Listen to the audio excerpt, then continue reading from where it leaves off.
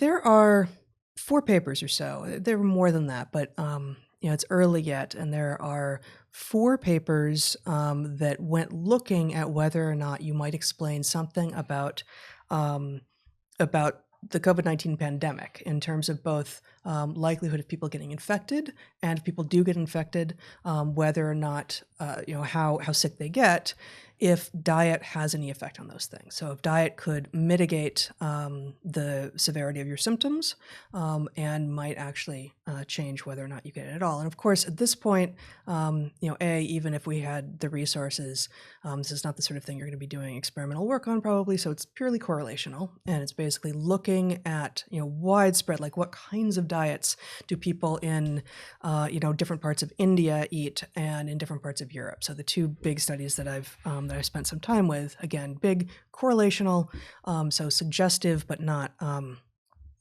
decisive by any means, that we're largely looking at differences in COVID-19 rates of diagnosis and outcomes for those who got sick across Europe and in India. One of these papers is called, oh no, it dropped me out. That's not nice of it at all. There it is. Okay, so one of these papers is from July of last year by, I'm probably going to mispronounce their name, Bousquet et al., published in Allergy, I think, unless I've got that wrong. Allergy. Cabbage and fermented vegetables, from death rate heterogeneity in countries to candidates for mitigation strategies of severe COVID-19. Interesting paper, this one. And I want to just walk us through a little bit of table 1 in here, and then talk a bit more broadly about some of the findings from the other papers. So we have here, this is, again, this is, they've done a good job of not pretending to quantify when they really had no ability to. So this kind of looks like, they have given 1 to 4 pluses here to try to give an estimate. But it's kind of like, what you did with your flow chart. Like, you know what? Based on the available evidence, this is what I think is going on. And so they've said, based on the available evidence, what do each of these risk factors, possible risk factors, how are they going to explain geographical differences in COVID rates and outcomes at both the individual level and the country and region level? And I'm not going to spend any time really talking about the distinction there. But, right, and it's more or less organized, organized from most intensive effects to least. So contact with a SARS-CoV-2 infected individual, that is likely to do it, right? If anything is, that's going to do it. Intensity of social contacts, intensity of occupational contacts, and confinement with such people. All of these things are high, and this is no news to anyone watching this, right?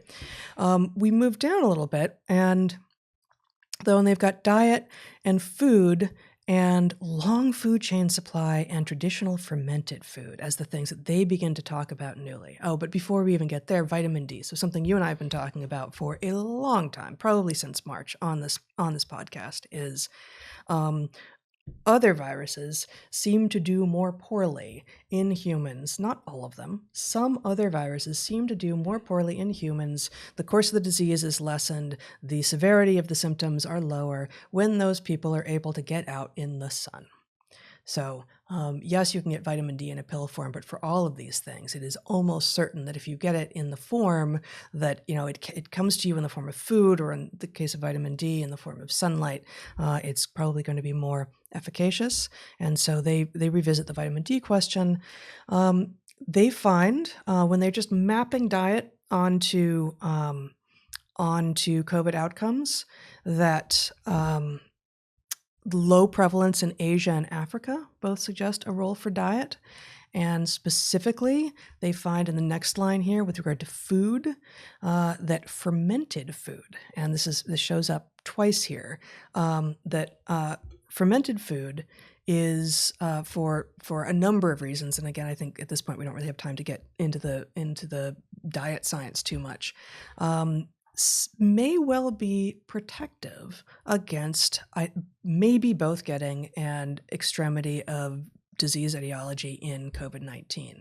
So specifically, they talk about both raw cabbage, interestingly, ferments like sauerkraut and kimchi, yogurt. And so within Europe, they found, I think it was like Turkey and the Balkans, which have a lot of yogurt consumption, and then a lot of parts of Germany, which have a lot of ferment consumption, having lower rates than the areas around them, which also have different cuisines. And then, and this is one of these things that you and I would refer to as obvious in retrospect. It had never occurred to me before, but as soon as I saw this in this paper, I thought, yeah, that makes sense. Long food chain supply seems to be long supply chain for your food. Yeah, and I just read that off here, and I realized that's not actually that's not organized the right way. Long supply chain for your food, meaning that it took more steps and probably came from farther away from where it was initially grown to get to you, is known from other research to be associated with metabolic disorders. Okay, so that is fascinating and obvious because, what does a long, how do I order it the right way?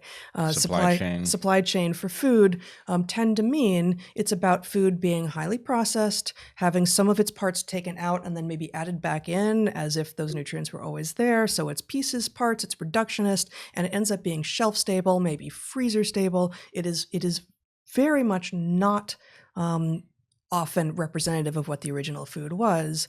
And what we will see, and maybe this is actually the moment to switch, so Zach, if I can have my screen back, from some of the other papers, is that specifically plant-based diet, high fiber diet, high ferment diet, and one more thing that I'm not going to mention yet while we're just talking about all this, all seem to be correlated with, negatively correlated with obesity, with metabolic syndrome, with long supply chain for food, and with positively correlated with good outcomes for COVID. So, if you're looking for sort of diet advice, we know that obesity is one of the main comorbidities for COVID-19, and we don't get to talk about it because we don't want to be fat shaming, which is ridiculous. Pretending that something isn't good for you is not going to make that thing go away. We do not actually live in a socially constructed postmodernist universe.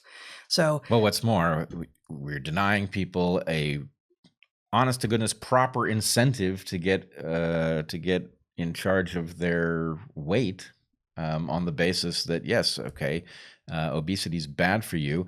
It's especially bad for you in light of something like COVID, and to not talk about the protective aspect of being at a reasonable weight is, you're hurting the people that you're trying to protect by not shaming them. So it just makes no sense. It makes no sense. And we have, I don't remember which paper it's in, talks about the inflammatory properties of things like red meat. We're not vegetarians. We eat red meat. So this is not about saying you need to adopt this diet and we're perfect here. We eat vegetarians for breakfast. I don't.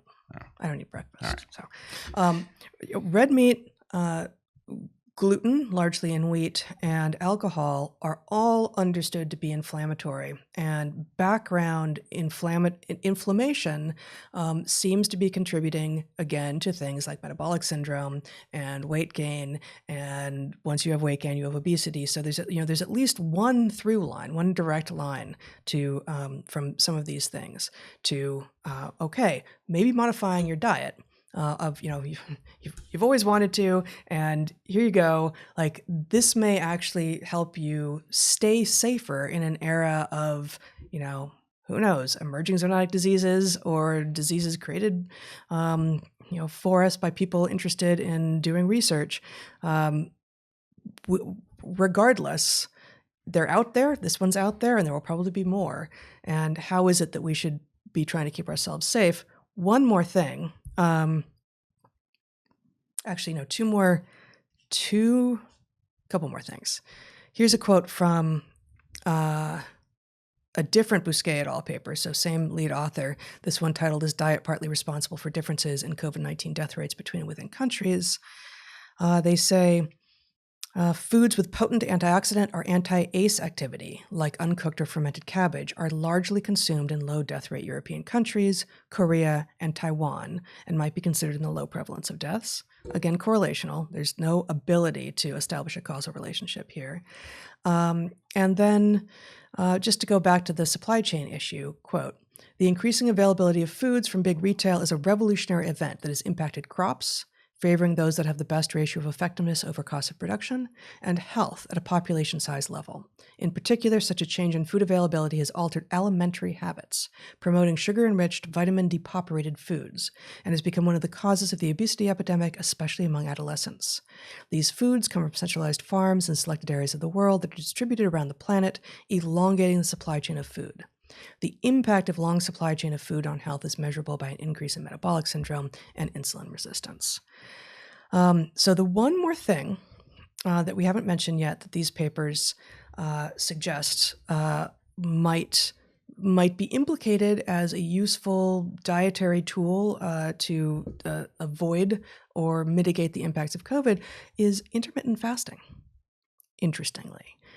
So a different paper, Rishi et al., Diet, Gut Microbiota, and COVID-19, says intermittent fasting, which includes alternate day fasting or time-restricted feeding, has been reported to favorably influence the gut microbiota by increasing the abundance of beneficial Akkermansia, Mucinophila, and Bacteroides fragilis. In fact, various animal trials and some human intervention studies have clearly demonstrated health benefits associated with IF in people with underlying diabetes, obesity, and cardiovascular ailments.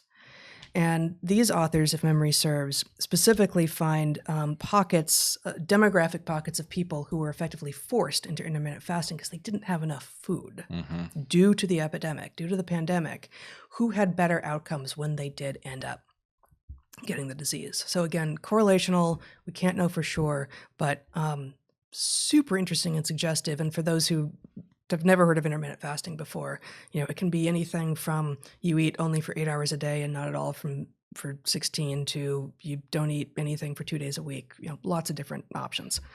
All right. Well, that is quite consistent with what we've been seeing. So the upshot is diet, especially short supply chain, fermented foods.